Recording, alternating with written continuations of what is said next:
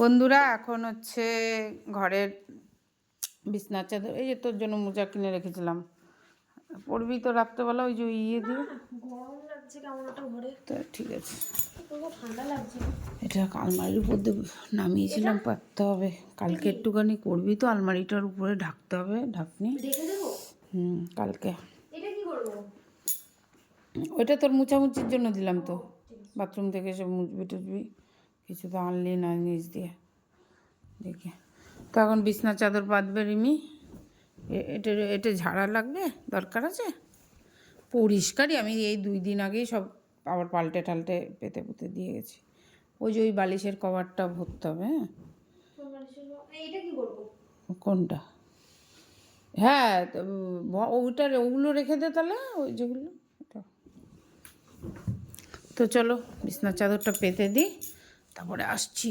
তারপরে ওর তোর আবার কম্বল মম্বল কোথায় রেখেছি আছে? এ বাবা, ও কি গায়ে দিয়ে যাবে?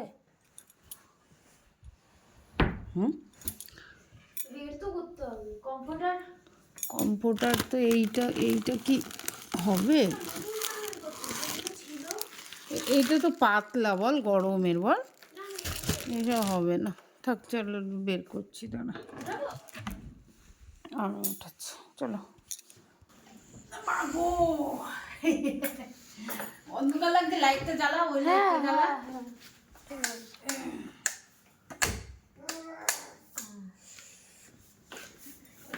লেপ রোদে দিছিলাম। বাবা লেপের মতো তো না, ধর ধর ধর, একটু ধরে রাখিস। হ্যাঁ, পড়ে যাচ্ছে নাকি? হ্যাঁ, আর আছে না। ও তোর ওই নিজের ছোট কম্বল দিতে হতো। কি ছোট কম্বল? কি ছোট কম্বল মা? যেগুলো গায়ে দিচ্ছিল নিচে, যে দেখলি না? ও একটা দিলেই হতো।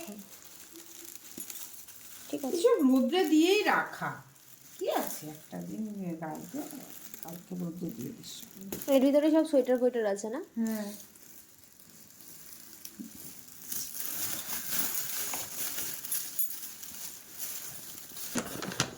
এই দেখো কি যেন, এটা কি কিনে, এটা কি যেন আমার পাফার জ্যাকেট বলে। হ্যাঁ,